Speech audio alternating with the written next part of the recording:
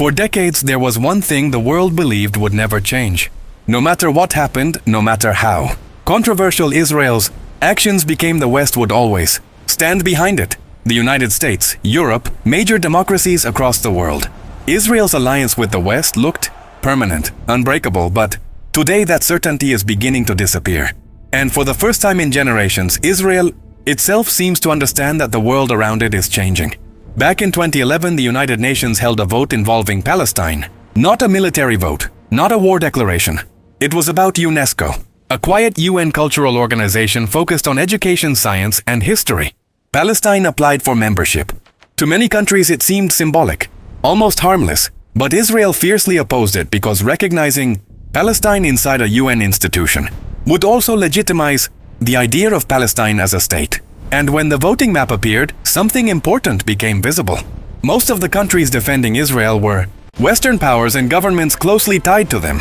At the time, that alliance looked incredibly strong.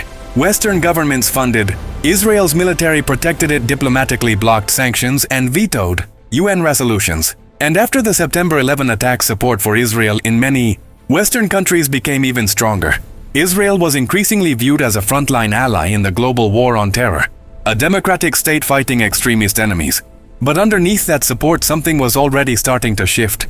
Because the alliance between Israel and the West was built on memories of the past. The Holocaust, the Cold War, the Arab-Israeli wars, the fear of terrorism after 9/11. Older generations in Europe and America often saw Israel through those historical events, but younger generations grew up watching something very different. They saw military occupations, settlement expansion wars in Gaza, and civilian destruction, broadcast live on social media. And slowly the image of Israel as a small democratic underdog began fading. At first the changes were subtle.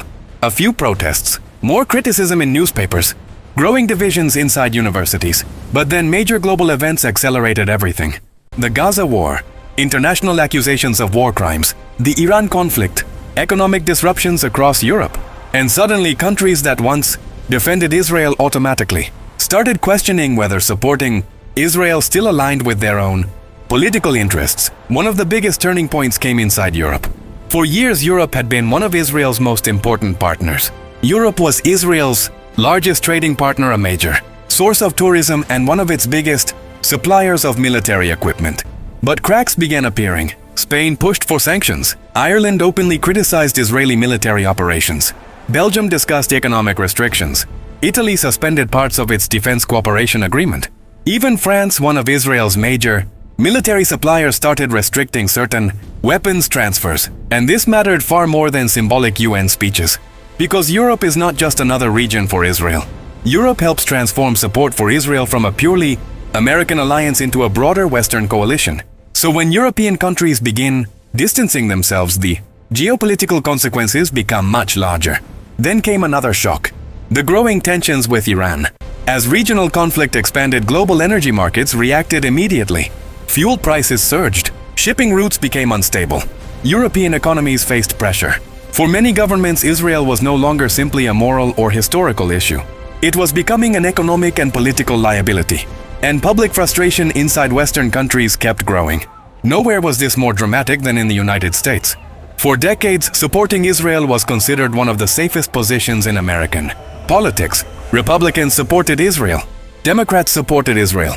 Questioning military aid to Israel was almost politically impossible. But today that political consensus is weakening faster than many expected. Younger Americans increasingly hold negative views of Israel. Large protests have erupted across college campuses. Social media has amplified criticism globally. At one point recently, dozens of U.S. senators voted in favor of restricting arms sales to Israel. The proposal failed, but the numbers shocked Washington, because only a few years earlier, even discussing such a vote would have been unimaginable. That vote sent a message far beyond America. It signaled to the rest of the world that the political foundation protecting Israel inside the West was no longer as solid as before. And Israeli leaders noticed. In fact, Israel has quietly spent years preparing for this possibility. A future where Western support becomes weaker, more conditional, or politically unstable. Israel expanded its domestic weapons industry. It invested heavily in military technology. It strengthened independent intelligence and cyber capabilities. And it worked to reduce reliance on foreign suppliers wherever possible. At the same time, Israel also searched for new allies.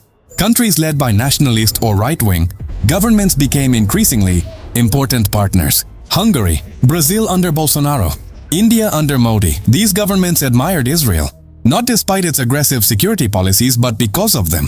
Israel became a symbol of strong borders, hardline nationalism, and unapologetic military power. For a while, this strategy appeared successful.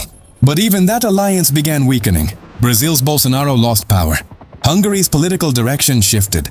Some international allies started distancing themselves again, and Israel found itself facing a difficult reality.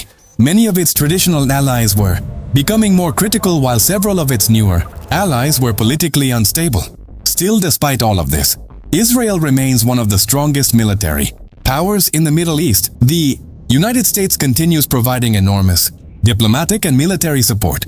Germany and the United Kingdom still largely back Israel internationally, and Western weapons continue playing a major role in Israeli military operations. So no, this is not the collapse of the Israeli alliance system, at least not yet. But something deeper is happening.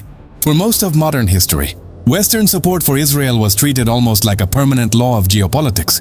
Today, it increasingly looks like a political choice that future governments may reconsider. And that changes everything. Because alliances do not disappear overnight. First, public opinion changes. Then political parties shift. Then elections change governments. And finally, foreign policy changes with them. What makes this moment especially important is generational change. Polls consistently show that older Western populations remain more supportive of Israel. But younger generations often view the conflict completely differently.